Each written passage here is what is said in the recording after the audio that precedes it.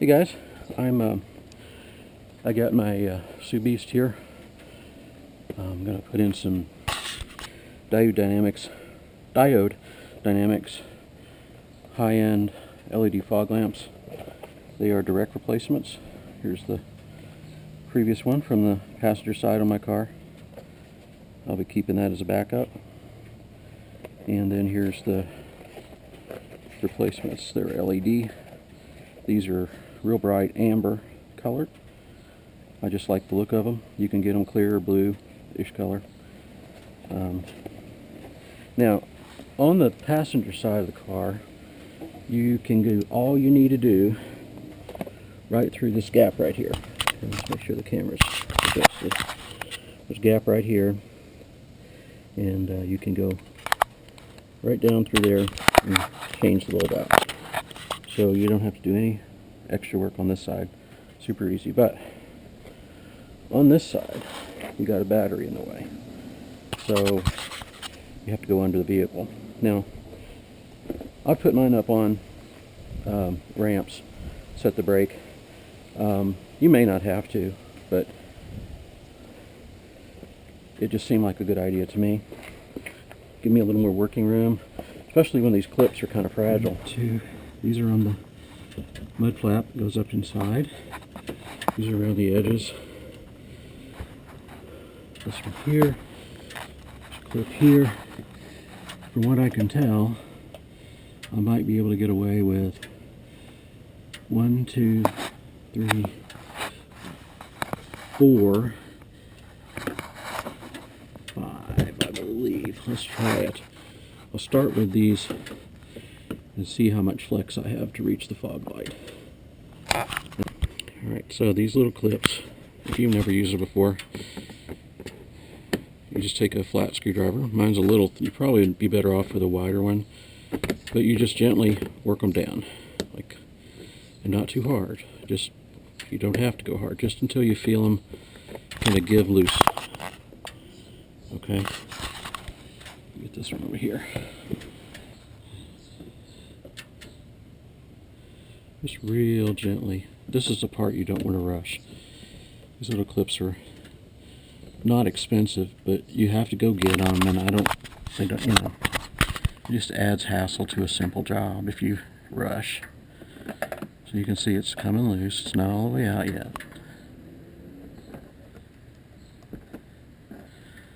Alright. And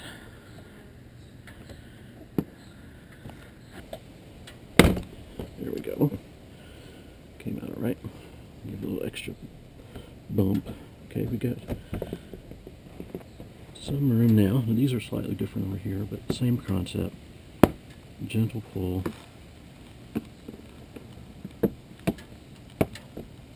Oops. Okay, so once you have the panel pulled down just enough to work, a little bit of work here, you can see the fog lights and you can see the plug on them. There's this sort of heat shrink type stuff around them, but these wires are real fragile, and you want to keep your hands off of those wires if you can. But there's a little release right here that if you push down, kind of squeeze it. Notice I don't have my knuckles up around this wire where I would, if I slipped, I'd pull them right out. So right here, pull it out. There it is. Now you just reach into the fog light. Give it a turn, kind of towards the center, they turn, okay, and out comes the original. Alright, now we're just going to let the harness hang down.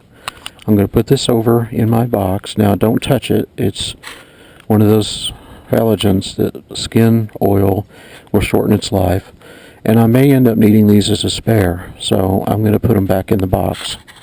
I'll be right back with the other one. Okay, got this one in here. I'm just going to put it in the slot here. The other one came in. And there's the big beefy LED. It's real well made. I wish Subaru's wiring was as good as this. There's the model info for you. Alright.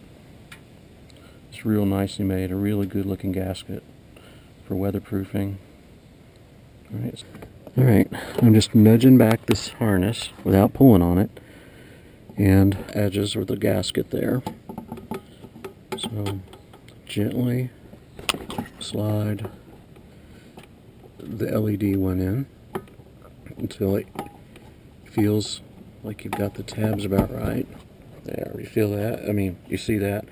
It just gave in there, just fit in real good.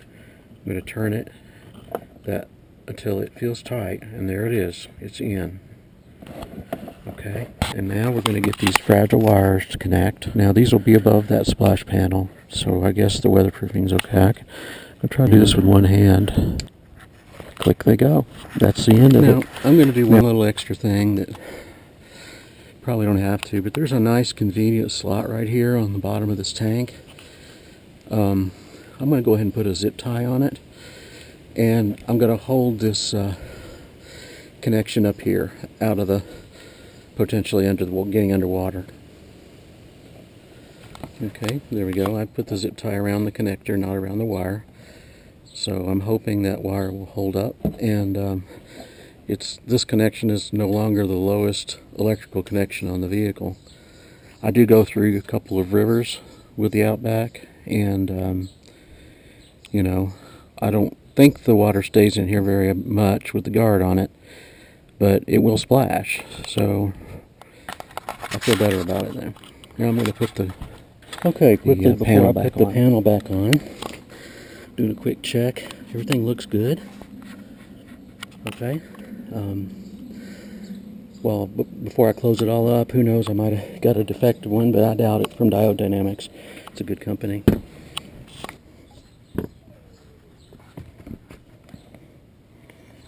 Now, on this panel, it's a little confusing because there's actually two holes. See that? But the right position is the top hole. I guess that is for a different model number or different options.